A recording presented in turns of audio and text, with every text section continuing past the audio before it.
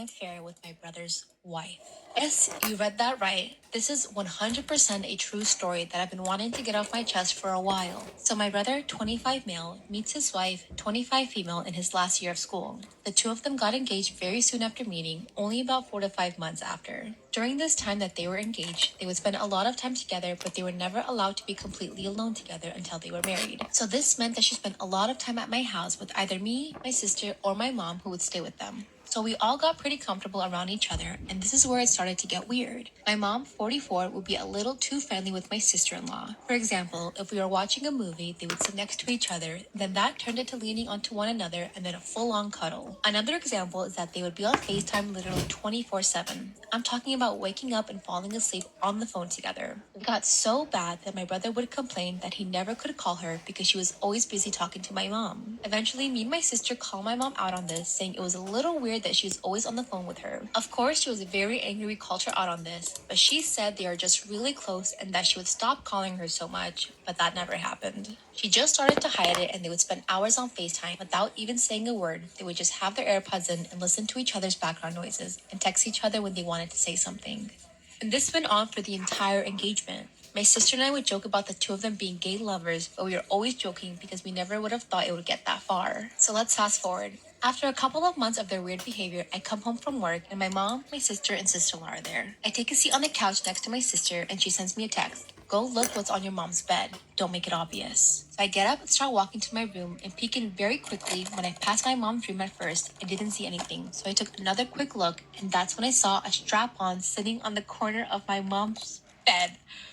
Me and my sister were in complete shock. We both know that they were the only two home all day and they were completely alone. Me and my sister go back and forth on what we should do, and we decided that 2 days later we'll tell our brother what we found. He was quick to believe us because he also saw all the red flags. He called his wife and told her he knows what she did and that he wanted a divorce. She immediately called my mom screaming and crying. I could hear my mom's phone from my room right before my mom ran out of the house to her car. I don't know what happened after that. I just know my mom came home a couple of hours later, was acting like nothing happened, and that things were normal for me and my sister for a while. Eventually, my sister told her friend that my brother was going to leave his wife. He said something along the lines of, "Really? Now I can finally ask you why you have naked videos of her on her...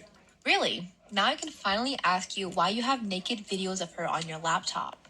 It turns out that my sister asked him for help with one of her college assignments when he opened the Notes app on the laptop and saw a nude video of my sister-in-law. So he closed the tab and pretended like he didn't see anything. But here's the thing.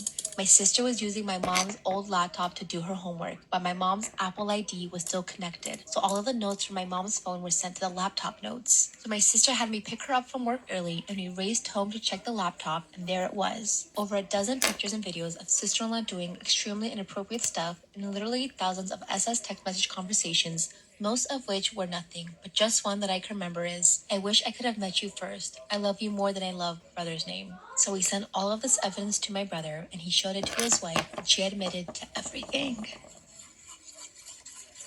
Story time on the craziest girl at my high school. And I don't mean fun crazy. I know you guys have been waiting for the story times, and I'm finally all done with high school, so I'm gonna start doing like one really good one a week. I'm only gonna tell these stories from my personal experience. I don't want to spread like any false information, any false rumors, so if I don't know, I won't be sharing the information. But what I do know is that this girl came to our high school. I forget which year, but she came to our high school. She was all the rave. She was super pretty. She seemed to be super nice. I think I know why she came to our school, but I'm not for sure, so I'm not gonna say it. I never really had a big run-in with her until my best friend at the time started dating her ex. I always have heard things because she went through a lot of friend groups, and there was just always some kind of drama attached to that, you know? So anyway, my best friend starts dating her ex. They broke up. She said she didn't cheat. He said she did. She said, I don't know what's true, but basically he meets my best friend, and when I tell you, these two together are the perfect couple. I can't even explain. Like, they're so in love. They're gonna get married. If they don't, I don't believe in love. This girl also gets a boyfriend around the same time. They're both moved on. Great. No,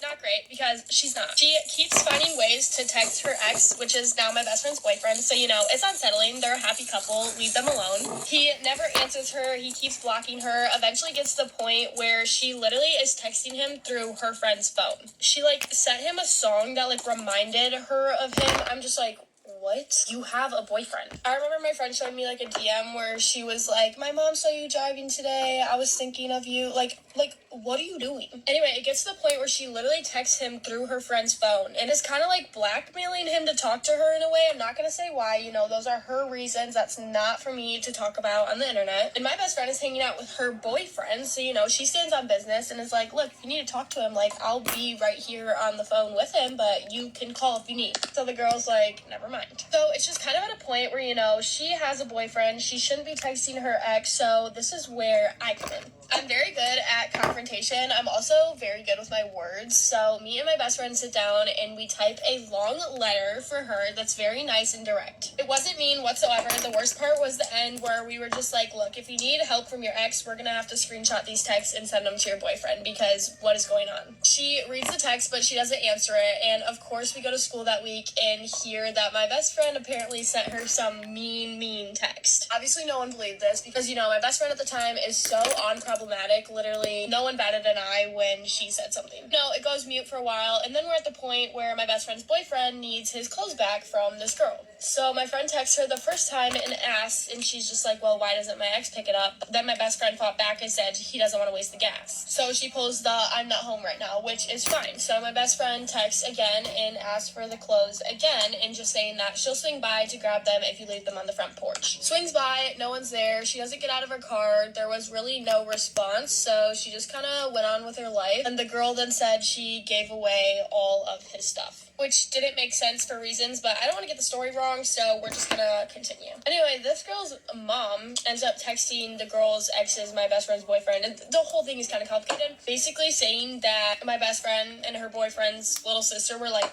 harassing this girl. Just, everyone knows that that's not true. This girl's mom also called my best friend a horse. Like, what? Sorry, but if you're over the age of 30 and you need to talk crap about high school girls, what are you doing?